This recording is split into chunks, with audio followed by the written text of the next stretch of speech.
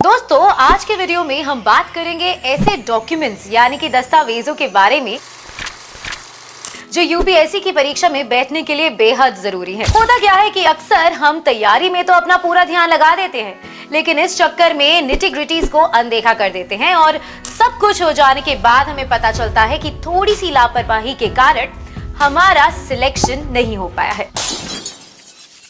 ऐसा कई बार देखा गया है कि कुछ एस्पिरेंट्स को सिर्फ इसीलिए सिलेक्ट नहीं किया जा सका क्योंकि उनके दस्तावेज या तो पूरे नहीं थे या फिर अप टू डेट नहीं है। तो यदि आप भी अगले साल यूपीएससी की परीक्षा में अपीयर करने जा रहे हैं तो आप भी अपने डॉक्यूमेंट्स को आज ही दुरुस्त कर लें। नमस्कार, स्वागत है आपका प्रभात एग्जाम के यूट्यूब चैनल पर। ये एक ऐसा प्लेटफॉर्म है जहां आपको मिलती है सभी कॉम्पिटिटिव एग्जाम से जुड़ी महत्वपूर्ण जानकारियां जो आपको किसी भी एग्जाम में सफल होने में काफी मदद कर सकती है। अगर आप हमारे यूट्यूब चैनल पर पहली बार आए हैं तो हमें लाइक और सब्सक्राइब जरूर कर लें और हमारे लेटेस्ट वीडियोस और अपडेट सबसे पहले आप तक पहुंचे इसके लिए बेल आइकन को प्रेस करना भी ना भूलें।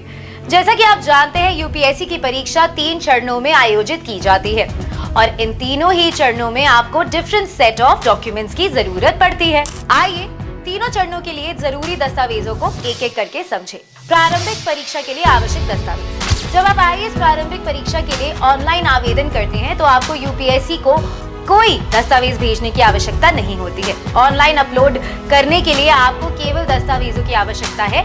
पहला, अपनी एक स्कैन की गई तस्वीर। दूसरा, स्वयं का स्कैन किया हुआ हस्ताक्षर। तीसरा, सरकार द्वारा जारी photo ID card, Aadhaar card, voter card, PAN card, passport या फिर ड्राइविंग लाइसेंस, राज्य या फिर केंद्र सरकार द्वारा जारी कोई भी अन्य फोटो पहचान पत्र। फोटो आईडी कार्ड के बारे में नवीनतम यूपीएससी अधिसूचना के अनुसार ऑनलाइन आवेदन पत्र भरते समय उम्मीदवार को इस फोटो आईडी कार्ड का विवरण प्रदान करना होगा।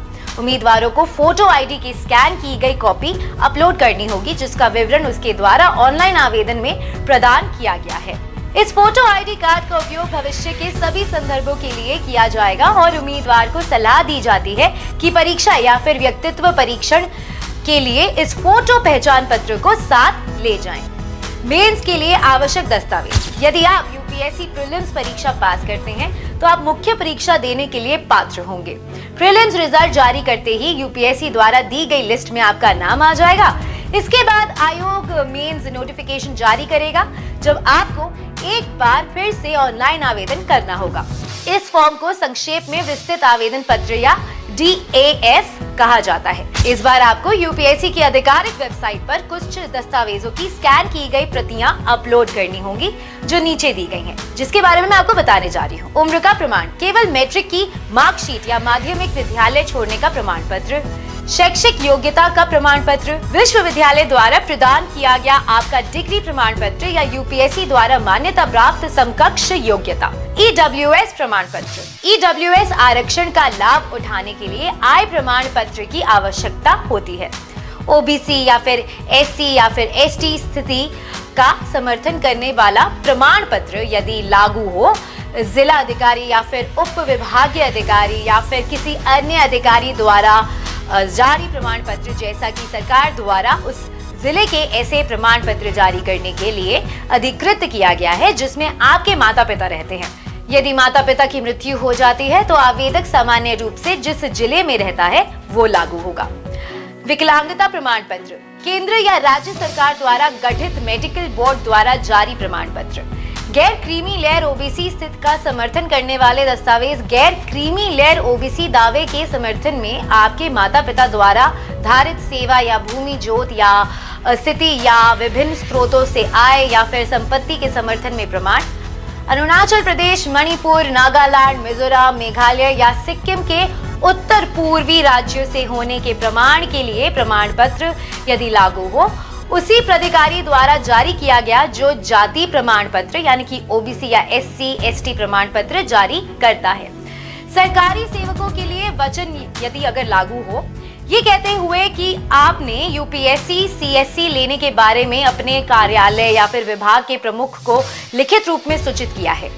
जम्मू और कश्मीर आदिवासी जिला मजिस्ट्रेट द्वारा जारी किया गया, जिसके अधिकार क्षेत्र में आप 1 जनवरी 1980 और 31 दिसंबर 1989 के बीच जम्मू कश्मीर में रहे थे। सटीक वर्ष की जानकारी के लिए कृपया नवीनतम डेटा देखें। रक्षा सेवा में विकलांग यदि लागू हो, महानिर्देशक पूर्णवास रक्षा मंत्रालय द्वारा जारी किया गया, जिसमें कहा गया है कि आप सेवा में रहते हुए अक्षम थे और इसके कारण आपको ड्यूटी से छुट्टी दे दी गई थी। आयु छूट दावे का समर्थन करने वाला प्रमाण पत्र, इसमें ओबीसी या फिर एसटी या फिर एससी स्थिति प्रमाण पत्र और या फिर विकलांगता प्रमाण पत्र और या फिर जम्मू और कश्मीर अधिवास प्रमाण पत्र या रक्षा कर्मियों का प्रमाण पत्र शामिल है। यहाँ आपको एक बात ध्यान में रखनी होगी कि जाति प्रमाण पत्र के अलावा आपको हर दस्तावेज रीसेंट में बनवाने होंगे, जिसकी समय सीमा 1 अप्रैल 2023 से लेकर 5 मार्च 2024 तक है। इंटरव्यू के लिए आवश्यक दस्तावेज, साक्षात्कार में भाग लेने के दौरान उम्मीदवारों को अपने साथ निम्नलिखित प्रमाण पत्र ले जाने चाहिए। मूल यानी कि ओरिजिनल, मैट्रिकुलेशन सर्टिफिकेट, नाम और जन्मतिथि के प्रमाण के लिए, साथ ही इसकी एक सेल्फ अटेस्टेड फोटोकॉपी भी साथ रखें। डिग्री प्रमाण पत्र, शैक्षिक योग्यता के प्रमाण के लिए यदि विश्वविद्यालय द्वारा डिग्री प्रमाण पत्र जारी नहीं किया गया है तो उम्मीदवार को अनियमित प्रमाण पत्र या अंक पत्र ले जाना चाहिए। साथ ही उसकी एक सेल्फ अटेस्टेड फोटोकॉपी भी साथ में रखें। ई समन पत्र का प्रिंट आउट, सरकार द्वारा जारी फोटो आईडी कार्ड, 2 हालिया पासपोर्ट साइज फोटो जिनमें से एक सेल्फ अटेस्टेड होनी चाहिए। यदि लागू हो तो आयु में छूट के समर्थन में प्रमाण पत्र, अनुसूचित जाति या फिर अनुसूचित जनजाति के उम्मीदवारों के लिए अतिरिक्त दस्तावेज, जाति प्रमाण पत्र, मूल और फोटोकॉपी, पीजी डिग्री या उच्च शिक्षा प्रमाण पत्र और मार्कशीट, मूल और फोटोकॉपी, टीए फॉर्म 2 प्रतियां और यात्रा का प्रमाण, गैर दिल्ली उम्मीदवार के लिए यात्रा भत्ता, नाम में मामूली विसंगतियों के मामले में हल्फनामा, पीएच श्रेणी के उम्मीदवारों द्वारा ले जाने के लिए अतिरिक्त दस्तावेज, शारीरिक रूप से विकलांग प्रमाण पत्र, मूल और फोटोकॉपी, पीएच1 श्रेणी के लिए डीडब्ल्यूई प्रमाण पत्र भी ले जाना चाहिए। डीडब्ल्यूई डेमिनेंट राइटिंग एक्सट्रीमिटी सर्टिफिकेट है उन उम्मीदवारों के लिए जिन्होंने मुख्य लिखित परीक्षा में प्रति घंटे अतिरिक्त 20 मिनट का दावा किया है। पीजी डिग्री या उच्च शिक्षा प्रमाण पत्र और मार्कशीट, मूल और फोटोकॉपी, नाम में मामूली विसंगताओं के मामले में हलफनामा। तो उम्मीद है कि अब आपको इन सभी दस्तावेजों के बारे में पता चल गया होगा जिनके व्यवस्थित किए बिना आप आईएएस नहीं बन पाएंगे, और साथ ही में ये भी उम्मीद करती हूँ कि आप अपनी तैयारी में थोड़ा सा समय निकालकर इन दस्तावेजों को जमा कर लेंगे। अगर आपको हमारा ये वीडियो पसंद आया है तो इसे अपने दोस्तों के साथ जरूर शेयर करें, और अगर आपके पास हमारे लिए कोई भी सवाल है तो उसे कमेंट सेक्शन में लिखकर हमें जरूर बताएं।